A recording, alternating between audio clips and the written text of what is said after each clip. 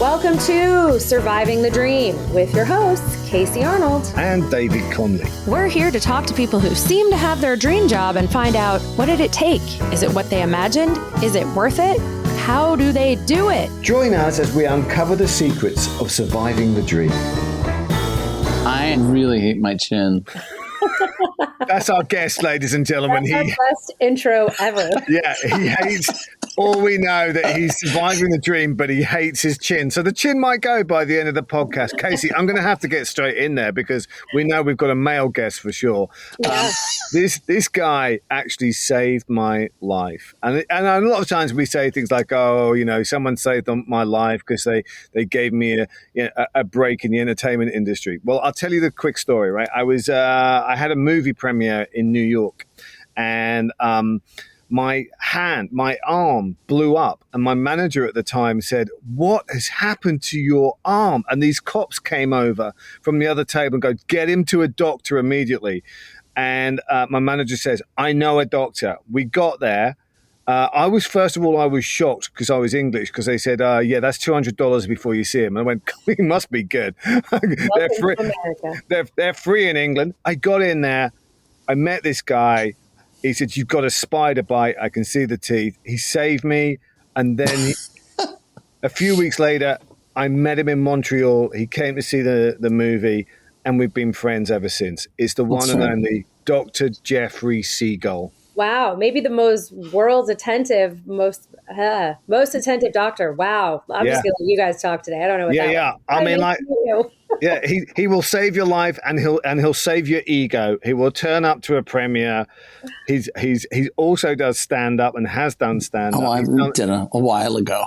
We've done video, but Jeff, welcome to the podcast. Thank you very much. Is being a doctor, was that the childhood dream?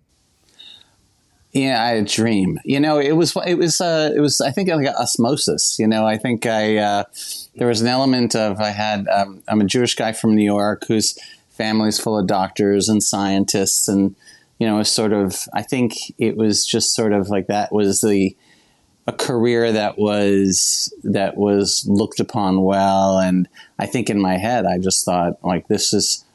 This was something that I was good at science and math reason, and I thought this would be something that I think I would like to pursue. But I don't remember it being an overwhelmingly, like, it being fed into me very specifically. But it also was like a natural evolution, like to kind of move in that direction. It seemed like. So. What kind of doctor are you? I'm an internist. An internist. Internal medicine doctor. Right. Can you explain what that means to some people? Because I am sort of like a generalist for adults. So I handle all the medical problems for adults. I don't do surgical issues, minor things, but really non-surgical issues. So, although I can say you did once with my wife save my thumb, and you rang up a surgeon. Remember, you came around to the flat and you reattached my thumb. You have a lot of hand issues, Dave. Yeah. Same hand. Yeah, it was never my thing to be a surgeon, though. So I'll do them, but you know, I enjoy it. I do small things, and I feel like a hero. But just these small little things, you know, as opposed to what these friends of mine do with, like, just replacing people's joints here and there. Yeah. So, and then I was like, and then I was training in the age of AIDS. So I was so afraid of a needle stick that at half of it was like, I can't imagine being in like an operating room doing, because it was a crazy time. I mean, I had med student, friends of mine who would, they'd get stuck and they'd be on like AZT, and, that was at a time when like HIV was like 100% fatal. So wow. I had a very hard time imagining myself doing anything surgical. I mean, I was nervous. I am, generally have some, nerves in me. And I was like, it directed me to sort of be the medical side, the thinking side, not necessarily the hands in the action side. So let's just go over that a bit. I never knew that, but what a scary thing to be going through, that you're training to be work in medicine at a time when AIDS and I think we've got, for our younger viewers, it was a death sentence at that time, wasn't it? It was 100%. I mean, I really, and I was freaked out. And then I actually got into NYU, which was, you couldn't find a place that was, that had more of a concentration of the condition. And I was, I was very anxious about it. I wasn't, it was a lot to take on. And I just thought, well, I'm not going to keep my hands in someone, who's, in a bloody orifice for forever. I mean, people would be operating in the middle of the night for hours in Bellevue Hospital, and it would just, I could see there was just no way you could get out of that without having that problem. So being, with having this certain degree of anxiety and paranoia about it, I was like, I can't see myself doing it. So it really directed me very obviously, very fast. I mean, and it was, I ended up taking care of a ton of patients with HIV. Just being a surgeon was not something that, it helped determine my direction pretty fast, so. Definitely adds a different element. Did they have like a different protocol? Was that like a discussion among doctors of like their fear or how they were going to manage that? I mean, it was a discussion. I mean, I think everyone, I mean, it was interesting. There wasn't a ton of, people, I was a little more nervous than others, but I think everyone had some anxiety, but people were pretty bold. I mean, they just went and did whatever they needed to do. But it was upsetting to have classmates that were like on meds for a condition that if they got, at the time was, it was 100% fatal. And I was just, I couldn't, so there were protocols. I mean, it was very much, they were developing protocols at the time on what to do if you had a needle stick and all that sort of stuff. It was, it was, and they were just developing like the retractable needles but it was not, it was an anxious time for someone like me. I mean, because I think being a doctor, I would have thought most people thought it was one of the most noble professions that you can choose on the planet. But, especially if you're a Jew from New York, you make all the moms proud. This is your mum's surviving your mother's dream. We should call this episode. I'm also a Jew from New York, so I hear it. But I wonder if you could just tell us about. I mean, were you aware of the risks going in? That you are on the front line whenever there's for instance, if there was such a thing as a pandemic. I don't know if that'll ever happen. But I mean, were you aware going into that you were? No. I think you always think that you won't necessarily. I mean, there was a part of me that I guess was sort of blind or just thinking it'll be okay. But I mean, I also I had some anxiety and I knew there was some responsibility, and and the pandemic was not fun. I mean, the recent one was difficult. I wasn't, the bravest of souls with the whole thing. It was hard. It was hard because you kind of knew that it was, potentially I saw it happening like months before when it was started. I'm like, this is obviously going to go in a direction it was going to go. And it looked concerning. So yeah, I mean, definitely it was anxiety provoking. But some of my, some of my friends, I'm very impressed with how they handle themselves. It was incredible. I mean, they really, and the whole experience was really difficult, and we're still, to be honest, we're living with the effects of it now all over the place, but especially in medicine. A lot of people burned out. There's a shortage of docs. People either retired when they could or they moved out. But it was definitely a really, really hard time. I think more so for this than even HIV, interestingly enough. I don't know if HIV burned people out like this. What's your coping mechanism when something like this happens, personally? My coping mechanism? Just, I think, elemental stuff: eat, sleep, exercise, and just in terms of the coping, I think I probably tried to. My personal take was I would always be on top of everything. I think there was a certain level of paranoia that I could stay a step ahead of things. So, that was part of it. Wasn't exactly the healthiest mechanism to do it, but I think I got to always like stay a step ahead and hope like you can find out things to be protective. But, that was, the coping mechanism that wasn't the best. I mean, I definitely had a hard time. I think Prozac was helpful. Prozac and buspirone.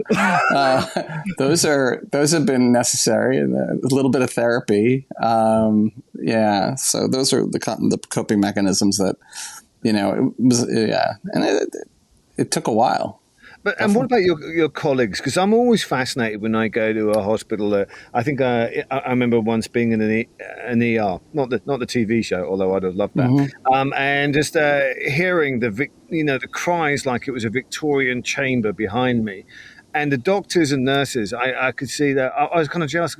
They're laughing and joking, and they're cutting this out. How much do you have to do that? Cut things out? What do you mean, laughing and joking? You mean humor, using humor? Yeah. Oh, black humor is a ton of it. Oh, it's a ton of it. Oh, yeah. No, there's definitely, it's a large. You absolutely have to. It's in terms of a coping mechanism, yes, yeah. Humor is absolutely, and in the day to day and the difficulty. We're talking about this dramatic thing, but in terms of just like the day to day of medicine, which in itself is, it's become a different profession. There's definitely a dark humor amongst a lot of us, with the way things have evolved over time, for sure.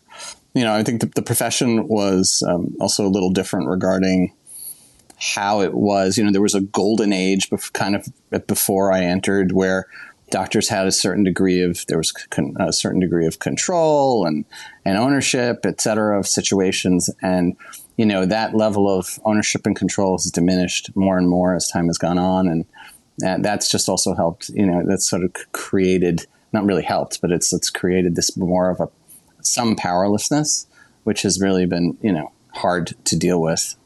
So, and that exists in many settings. Can you explain that? What's the difference between your experience as a doctor and say your father's experience? It was, there was the golden age for the practice of medicine. I don't know when it was. Probably, you could probably say the 50s, 60s to 80s, 90s. And that was when people owned, like in America, there was people had ownership of their practices. Doctors, we didn't have the internet and other things of that sort. So, knowledge was, something that was held in the hands of the doctor overwhelmingly. So it was a very, the relationship was very imbalanced. And so, and not for the good, that was an imbalance. And it was just, I think people who were in medicine, I think then had like a sense of an entitlement. And I think just, it was a, ego building situation. And now with information distribution the way it is and the change in the power dynamics with everything, I think that that's changed dramatically. It's a totally different dynamic. And some of it for the better, but not all of it for the better. And actually being that I kind of witnessed the whole arc and I went in going, I know which direction this is going to go. And it has, it's gone in the direction that I predicted. I had a lot of people when I started medicine these old time doctors say to me, oh, don't go into it. This is going to suck, and I'd be like, this dovetails with the reason, I really decided to go into it knowing that I would make a difference in someone's life on a day-to-day basis that was worth all of it. Like, if I drop dead tomorrow, if I've touched someone, done something good, that's great. And even though, the situation from a practice standpoint, a functional standpoint might not be so perfect, I would be satisfied with the fact that I made it and had an impact potentially on someone. So, and that's really, the business has been okay, not great, a lot of ways going in, not always in the right direction for the individual, but the practice of medicine is what it is. If it's the only thing you want to do, you should do it. And because you really do make a difference and you touch people every day. And that's really, for me, the thing that, and when it's all said and done, I can feel okay with how I spent my time, and that's, it's interesting because I remember when I was in high school and I would actually do an internship at some places on Wall Street, and I just couldn't get motivated to do the stuff, and I realized it was just the internal motivation would be for me, and I couldn't get motivated. But in medicine, the motivation was easy because, it was for others. So. Do you ever get high from it? Can you give us an example of a moment or a day where you go, that is made it all worthwhile? Yeah, absolutely. No, it totally doesn't happen that often. I mean, surgeons are much luckier that way. They very much walk into situations where something's broken and they fix it. For someone like me, I'm in internal medicine. I have the universe of my patients are mostly with a lot of chronic illnesses, and I'm the majority of my day now is just kind of modifying things to keep everything in order, but it's a lot of tweaking. Someone walks in with literally a set of 15 to 20 problems that I have to make sure are in order.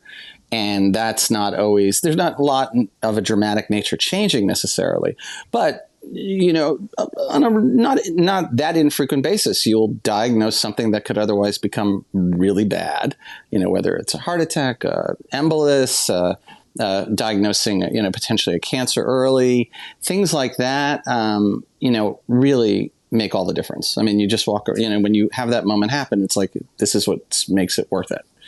Very obvious when it happens. And that's great, but as I said, surgeons, I must be a different dynamic because they walk in, it's broken, they fix it. That happens to them, I think, I would imagine, on a regular basis, or if they still appreciate it. It does sound like you're in it more for the community of it and the relationship with your patients, whereas I feel like the stereotype of surgeons is that they have egos and it's the God complex, right? If it's I can save you, I can do everything, but am I wrong? No. I mean, I think I don't think it is a negative. I think for them, it's nice that they are able to walk into a situation and just have a binary element. If it's broken and I can fix it. I wish I could do that with, a lot of the medical problems and because of technology, we're having sometimes, there's certain situations where that's now happening. I mean, it's miraculous. I mean, they're definitely as I was talking about HIV earlier, it was 100% fatal. And now my HIV patients are literally it's an aside that they have HIV and they take a medicine once a day and they have no evidence of it. I mean, it's incredible. I have patients with cancers that, were uniformly fatal, not that long ago, and then are, have no evidence of disease. So it's pretty miraculous, that happens, and it can be pretty binary. But the surgeons are, no, I mean, the God complex thing, I'm sure that it exists, but I think for a lot of them, I think just innocently, it's just nice that they can have a very clear set of things to do, and then when it's done, it's usually better. Is it what you expected being a doctor? I mean, if you can look back on when you started, is this you said that you made predictions about the way it was going, which was probably you just diagnosing the whole industry. But do you have expectations now that you're going, oh, that's different, that's not what I thought, or maybe a feeling? Well, I think the reality of it has been, it's if you're predicting it's going a certain direction and you're being cynical about it, and then a lot of the elements of that happen, it's it's a little frustrating that comes true. But no, there's a lot of it that is I grew up watching MASH, and I thought MASH was this kind of this was this, there's odd, funny, dark camaraderie, but you also would be burned out from it, and and that's sort of what's happening. I'm not as fresh as I was, in the beginning. It does wear on you, and there are elements of medicine that definitely have definitely wear you down a little bit. Seeing loss, seeing suffering and loss is very hard. And, you can't stay the same if you're around it all the time. It's definitely been very hard. And I realize that I've had, it's changed me a bit. I'm not always thrilled about the way that it's changed me. But I don't know what other way to get through it. How's it changed you? I guess, I think it's you can't be. I don't know. When you're seeing things, it's like when I have to see 20 patients a day, and you have your energy is good in the beginning, let's say, but as time goes on, and you're dealing with problems over and over and over and over, and you hear everything. There is a well. I think there's sometimes there's a well of empathy, sympathy that is not, it's not forever. Like at some point you do get tired, and you do, and you do get, your well dries a little bit. It needs to be renewed, and that's why, like, when in terms of like practice, like when someone practices, you can't do stuff like infinitely. You have to actually take time to refresh the well. Like if I start to see too many patients in a day, or something like that, it's not good. Like you can't keep on bringing the empathy to the 25th patient like you did to the first. So there's only so much you can do in a day before you're burnt, and that happens, I think, to pretty much everyone. Wow. And that's, they call this, I think they call it moral injury or something. It is the term we're using now. But I mean that, when you get too much that comes at you, and that is something that I definitely, you feel, and like there's a point where it's too much, and and that's where, you definitely have to just like, you want to go. Like there's a certain point in time near the end of the day where it's like, I shouldn't be doing this anymore. I need to go home because I'm not what I could be. Right. And so that's, it's frustrating when you deal with that. So this is the ultimate. What I'm driving at is how you survive this. Yeah. What do you do to refill the well? Well, luckily the good part is, you just go home and, just appreciate the world, like simple things, family, exercise, just nature, anything, learning spending time on other things, but just sort of just opening yourself up, because otherwise you're just like living in this reverie of this just kind of constant, like, trying to tweak and help and all these different things. And constantly, you're really just, you're trying to juggle a lot of stuff, and it's just too much. So then when you go and you just take peace and take a, sense of, I do some breathing exercises. I just rest. I distract myself, spend time with the dog, all these different things to just, help you rebuild. And it's interesting because you really can, from day to day. I mean, you walk back into the office and you can be, a better version of yourself to just like go forward. And I think if you can't do that, then you definitely have to go. I mean, that's important. I mean, I definitely walk in at the beginning of the day and I'm usually just fine to just do it. But you can get, there is, as I said, with that well, like you can get to the bottom of it at some point. That does really happen. And because you're living the extremes, do you feel like that you appreciate some of the simpler things in life? Like you said, I just like hanging out with my dog. Absolutely.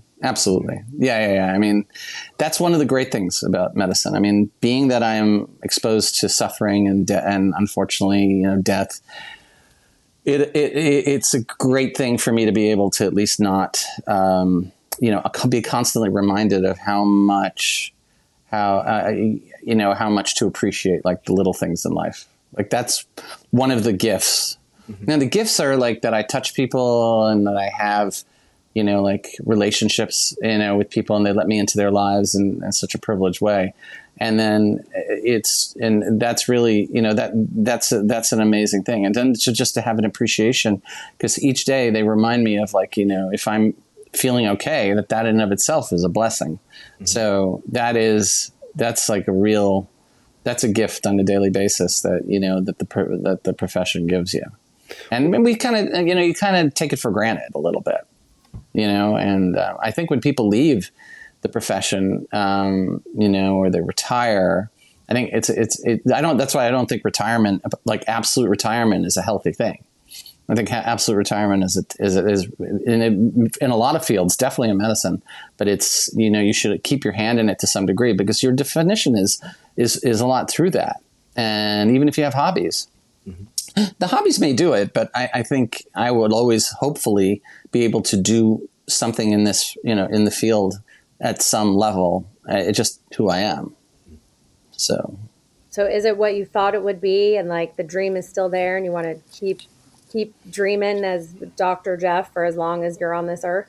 Yeah. I mean, I definitely, I said, no matter what they do to you, what happens administratively, or in all the different, elements of the superficial elements of it. The dream of being able to touch and help people is, it's worth, that's it. They can't take that away from you. Do you think 16-year-old Jeff was aware of the pain ahead? That's funny. I was just going to say about 10-year-old you is celebrating. We'll go with 16. 10-year-old you be happy. Now let's 16-year-old you feel the pain. No, I was pretty naive. I mean, really naive. I mean, I had an idea that I was up for a life of, exposure to the dramas and vicissitudes of people and their lives. I knew that, but I couldn't absorb it, or I wasn't able to get the depth of what that would do or what it would feel like. No, I mean, I couldn't, like an innocent going to war. You don't know. I mean, there's a part of me that I keep on going to, is like Tom Hanks and Saving Private Ryan. Like, I feel like that's like the kind of way, after you've been doing this for a while, there's kind of this, there's a little of that in you, mm-hmm. So, but I don't think there's no way I didn't think that was going to be me. No, mm-hmm. No, not at all. Is there anything else you would have wanted to do, if not medicine? Well, I think if I wanted to do, I wish that I had a singular area that I was interested in to do research in. Like, that there's been a little frustration for me that I didn't find this one area to follow. Like, as an internist, you're kind of you have to know a little bit about everything.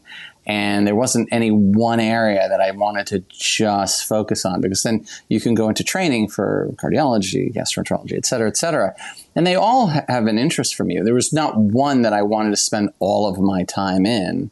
So that's what being, a general internist, you end up having to know a bit about everything. So that's really, that has been, the thing for me is I basically, if I had one thing to do to specialize or to have done research in, that I found, enough to satisfy me in that area, that would have been, I think something that I wish I had, somehow figured out a way to get to that. But as I said, I'm happy that this exists where I can, end up doing things and helping people in all different ways. And, What interests me about you, Jeff, sometimes is that beyond being a doctor, we've had lots of conversations. You seem to know a lot about a lot of subjects, like renewable energy, the entertainment industry, sport. Right. How do you find the time and the compartment in your brain? Because I'm often thinking, Jeff will know the answer to this. And we have very long conversations about these subjects. And I'm often going, sorry, you spent the day basically saving 20 people's lives, and then what have you spent? You've got a family, you walk the dog, and then you've read 15 books. How do you do it? Right. No, I'm a bit of a polymath, and I think internists historically, that's kind of like what our shtick was. So one of the other things that was interesting is that, like, when I started the career, the best doctor you had in internal medicine in the 90s, like when I started, was someone who knew the most. You know, it really was someone who literally had, Harrison's was our book, and everyone, if you had someone who knew Harrison's, like everything in Harrison's, that was, you know, that was the best doctor you met, because they had this encyclopedic knowledge of everything. And now, I mean, it's not how you would define, you don't define doctors now in the same way. You know, now everything to everyone is at the tip of a finger within a minute. So, you know, it's just a different way of kind of evaluating people. So that was, but for me, my interest though has always been, you know, broad like that. And that's why, I mean, I you know, I'm interested in a lot of areas. I mean, there are definitely a lot of areas. And so, like in medicine, where I'm happy to study a lot of different areas, it's the same thing in the world, you know, politics, the environment, sport, you know, these are things that are science. They're all fascinate me. And if I could go to school, I ask people this, if I could be in college my whole life, I probably would be very happy. You know, that would probably, if you know, that would be a great way for me to spend my time. You're a Chekhovian character. You're Trofimov, I think, the eternal student. Yes. I mean, I think I know people who are like that, but they want to be in college the whole time just so they could be drunk. But but you'd actually go to class. And Yeah. that, like, you read something once and you just remember it forever. Oh no. I definitely no. I mean, I get a little frustrated with that. I have to read over and over again, but it doesn't. You know, I'm interested. I think what I am is I'm perpetually interested. I think that's the thing for me, is I'm perpetually interested in the world, and that's I think, you know, one of the good traits that I have, that, and I think that, you know, I usually can renew. You know, when you get burnt, you can kind of lose that a little bit at a certain moment. But generally, no. I mean, I'm always interested, and that is something that is, I think, a real benefit and trait that is very helpful. Jeff, you've already alluded to this, but it seems like the internet has affected your doctoring. Yeah. Can you just tell us a little bit more, like the good bits, the bad bits, the help and the hindrance? Well, I mean, the availability of information is great. I mean, it's insane to be able to, the medical record I've got, I have access to information. So if I have an interest in to know something, literally within, 20 seconds, I am going to a primary source that would have taken me, I don't know how long in the 90s to find. I could find it. Also, obviously, the dynamic of knowledge, because it used to be that you knew everything and the patients didn't know very much. Now patients walk in with a lot of information sometimes, and that is an interesting thing, because frequently people have information but they don't have any context. There's still people walk in who really not know very much of anything of what's going on, but there are definitely people walk in with a lot more knowledge. So it's set up a slightly different dynamic, which is okay.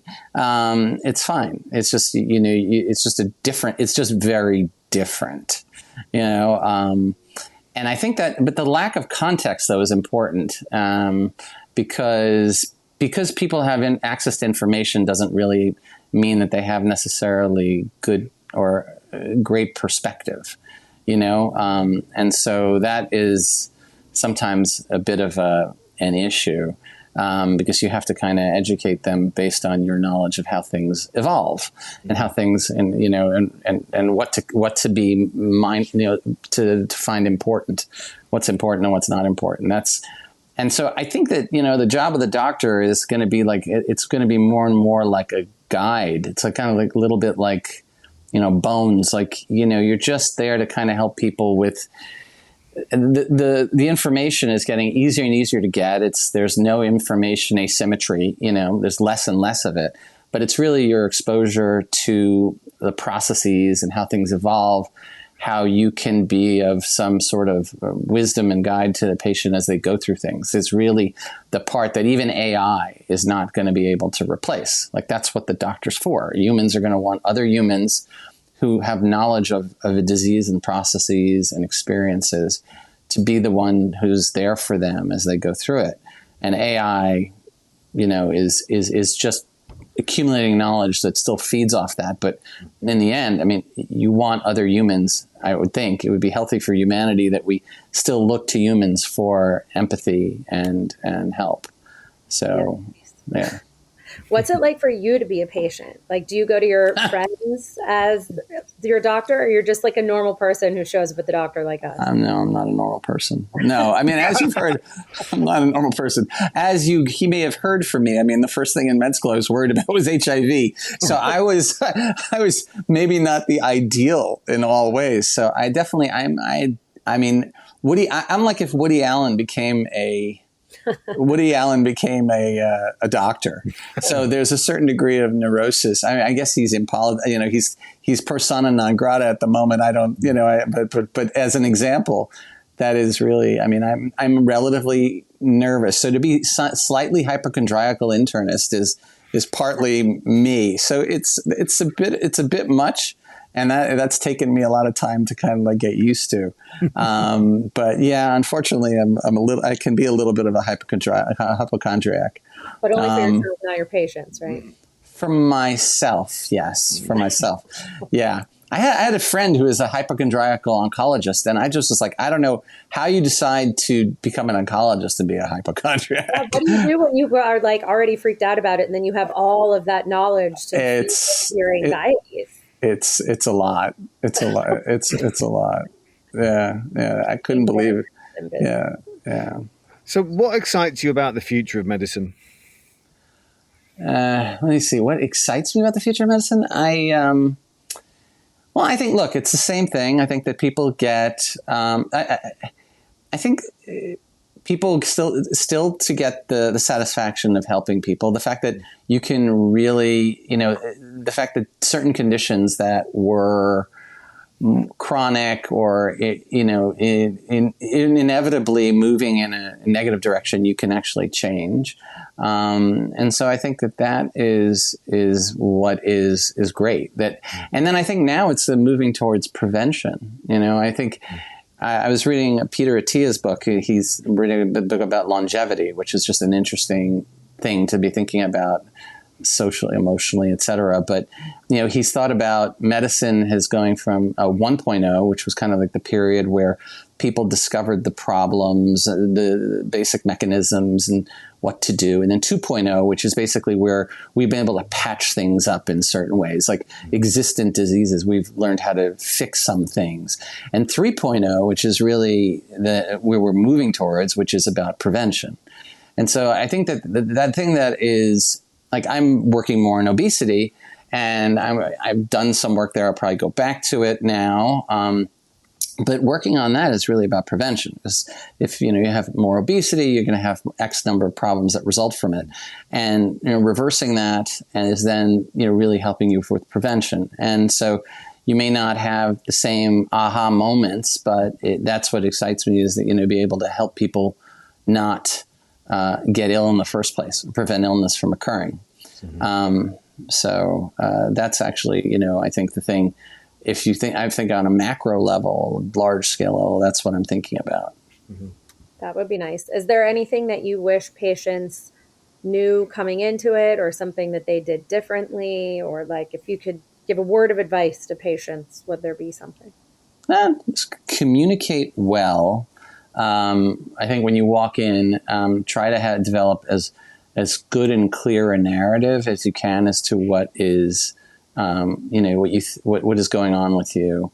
It really helps doctors, to have as clear a narrative as possible as to what's going on with you. I think that's something that comes to mind. And frequently people come in with a lot of issues, so it would be good to always kind of know what those are. as quickly as possible. So that's like one of the good things we have now, which is it's obvious and logical, is like we have a visit form that people fill out where you kind of know what's going on. But I think just, a good narrative is very helpful. That helps you understand what you may be dealing with, especially if there's a mystery as to what's going on. So. Right. Well, I can't believe it. We are coming towards the end of this podcast, so we have to get to the regular questions now, Jeff. We have regular questions? We have, regular questions. Yeah, that everybody has to answer.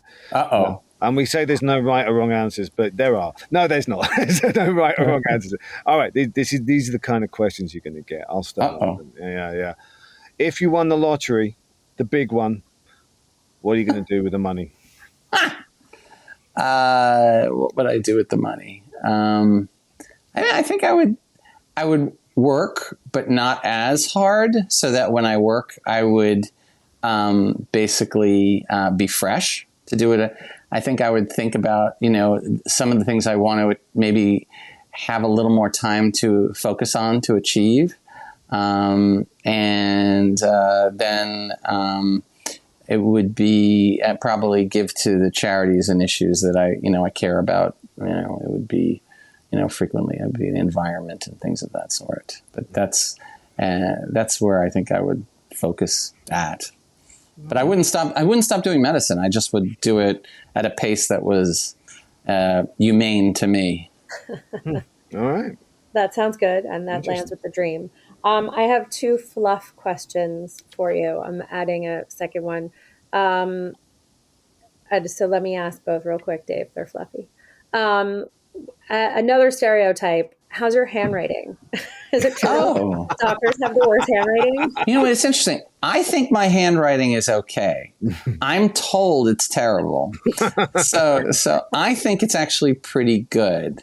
But luckily, it was interesting. It used to be the case, like, again, difference. Like when I would rotate at UCLA when I was training, there would be some docs who would literally come by and write in scribble like 1 or 2 words, and that would be considered a note. My notes now, within, because of the way you pull in data, my notes are they're typed and they're like 1,000 words each note I make in like 15 minutes. But my handwriting, I think it's actually, my handwriting is actually, I don't think it's horrible. I think we need a sample and we'll put it on the website. Right? Yeah. Or we'll put it on social media. Mine is god awful, and people always joke that I could be a doctor because of it. Yeah. So I had to ask that. I think it's sad that people don't learn cursive anymore. It's that's actual sad. handwriting is such a dead art form. Yeah. The other super important question is, what's your favorite snack? When you've had a long day, how do you refill that tank? What's my favorite snack? Probably, I don't know, something with a dip, like Tafina. I will go home. My snack during my wife, who was my girlfriend, but during residency, she would laugh because basically my idea of a meal after like doing something is I would sit with crackers and like 4 or 5 dips, and that would be it. So my favorite thing is dips. I misheard that, and it's dips, ladies and gentlemen, dips. Good God. Dave, when you say it, it doesn't sound right. Yeah. I thought this podcast has gone in a different way, and we're going to get shut down, and it was the doctor that did it. Yeah. I bet that's somebody else's favorite snack. That's okay. And maybe dicks with dips are also good. I don't know. Yeah. Wow, I knew we'd get there eventually. All right, let's close this down as quickly as we can. We're getting into trouble here. We're going to have HR on the podcast. So, Jeffrey, what's your favorite animal and why? Dogs. Oh my God, dogs. I mean, I always wanted to have a dog my whole life. My parents didn't want me to, whatever. They didn't think I was going to walk it in New York, so we never had one. But the best thing, and we have a dog, and the dog is like my heart. I mean, the dog is, I don't know how smart. She's not very smart, but she's beautiful. I call her like the Cindy Crawford, which ages me as to who my reference, but she's gorgeous, but she's not very bright. But God, she's just, and they're always happy to see you. I'm dogs. I really am just, I think they're the best. So yeah. That was that was pretty concrete, that one, wasn't it? There was no like, oh, let me think about it. Wait, what was I? Wait, the question again was what was Your favorite animal? My favorite animal, dogs. Yeah, for sure. Oh, yeah. They're like dogs. You just went there. David, David, because I know David, because you have Catman. Well, right? I was brought up with dogs, and I thought I hated cats until I had a cat, and then I realized actually I kind of like them. Cats are well, they're like, to me the cats are like, they're like snobs. They're like and I like the dogs are needy. The dogs are so needy. My dog is needy, and it's nice to be needed. When you win it over, you have really won that animal over. Yeah. And I'm the one in the family that keeps on feeding the dog more than I should be. But I love. I'm the weak link. So when he gets home from the obesity clinic, he does work. I'm going to do work on the dog. See how fat I can get this. That'll keep some dog love going. Okay, our last question. If we really knew you, Jeff, what would we know? Huh? What? If we really knew you, what would we know about you? What do you know? No, I'm very transparent. I'm actually pretty transparent. So the answer is, you know me. I think the thing about me is there aren't like secret layers to me. So, I mean, I am what I present. So that's really, I mean, if you spend time with me, you know me. I mean, that maybe that, it's upsetting that there aren't more layers to unpeel, but I think I am not different to other people. Like I'm pretty much myself with everyone. Authentically you all the time. That's a win. Yeah. Well, you present yourself as one of the smartest people I know, one of the most curious people I know. Yeah, I don't know that many people, Jeff. And a doctor who still loves what he does, which makes me feel good about the state of medicine. So I mean, this has been really inspiring, Jeff, because I really, you're talking to, you're surviving a dream, which is like a very noble dream to have, and the fact that you're so passionate about it, I think we as patients appreciate that. Agreed. Yeah. So, well, and I think the other thing you just said when you asked me what patients should have, and say the other thing you should know is that doctors are people too, and they're going through a lot. So, like you're going in there, and I think it's important for them to identify that people that the doc walking in the room is having all these experiences going in. And I hope that, sometimes it's good. For me, I'm pretty open, but sometimes I know people can be shut off. But that also is important to know. Like when you ask about like what, you should know in that regard is that, there's when you walk into the room with a doctor, they're going through their own things sometimes. So. Doctors, they're just like us. Yeah. Yes. Paranoid, nervous, neurotic, just like us. Hypochondriacs. Brilliant. Yeah. Well, thank you so much. Thank you so much for doing this. This is really very eye-opening. Thank you, Dr. Jeffrey Siegel. Thank you. Quick shout out to Mike Nicholas for being our tech savior, and Carmen Sclafani, also known as Wiser Time. Thanks for our music. And thank you all for listening.